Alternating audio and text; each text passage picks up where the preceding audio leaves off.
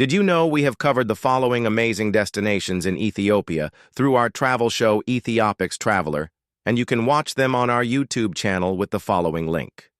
Make sure to subscribe for more. አሁን የወንጪ ሐይቅ ጋር ደርሰናል።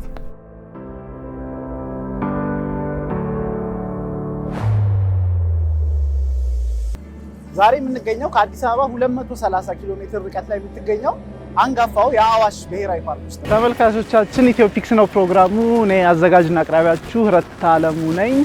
አሁን የእንሳሮ ጉዟችን እንደቀጠለ ነው። እንኳን ወደዚህ ታላቋ ጥንታዊትና ታሪካዊት ርዕሰ አድባራት እንጦጦ መንበረ ፀሐይ ቅድስት ቤተክርስቲያን እንኳን ደህና መጣችሁ። ተመልካቾቻችን የኢትዮፒክስ ፕሮግራማችን እንደቀጠለ ነው። የባሌ ብሔራዊ ፓርክ እያሳለፍን ያለነው ቆይታ እንደቀጠለ ነው። አሁን ሪራ የሚባለው አካባቢ ነው ያለነው።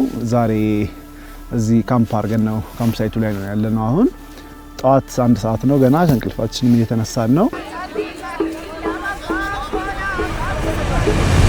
ወደ ከምባታ ዞን እንኳን በደህና መጣችሁ።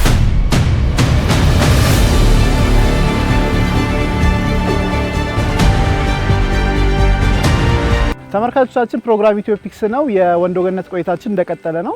አሁን ደግሞ ያለንበት ቦታ የአሸዋ ጸበል እየተባለ የሚጠራ ቦታ ነው ብለውኛል። የትግራይ ክልል ጉብኝታችን መነሻ ከሆነችው በጥንታዊቷ የአክሱም ከተማ ደርሰናል። ተመልካቾቻችን የዛሬ ፕሮግራማችን እንግዲህ እዚያ ደርሶናል። አሁን የምንገኘው ሻሎ ፍልውሃ የሚባለው አካባቢ ነው።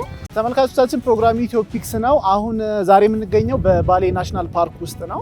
አሁን ያለንበት ቦታ ከባሌ ናሽናል ፓርክ አንደኛው ክፍል ነው። ሰናቴ የሚባለው ቦታ ነው። እንኳን ወደ ጉጂ ዞን በደህና መጡ።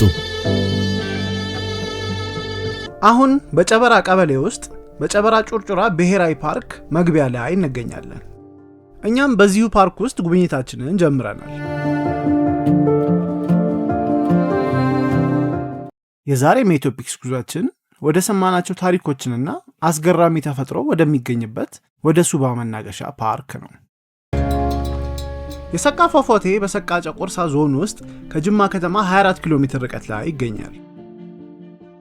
ዝዋይ ባቱ የጥምቀት ባህል ለየት ባለ ሁኔታ ከሚከበርባቸው ቦታዎች መካከል አንዱ ነው። የዛሬ ቆይታችን ወደዛ ነው። አብራችሁን ቆዩ።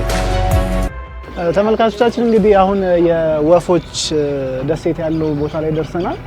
አሁን ከኋላችን እንደምታዩት ለየት ያለ ስሜት ያለው ቦታ ነው። በዚህ ሰዓት ታቦቶቹ ከየደሴቶቹ የተነሱ ታቦቶች እዚህ አንድ ላይ የተገናኙ ነው። ሰላምታ እየተሰጣጡ ነው። Subscribe to our YouTube channel Ethiopics Traveler to watch the full versions of these amazing destinations and more upcoming contents.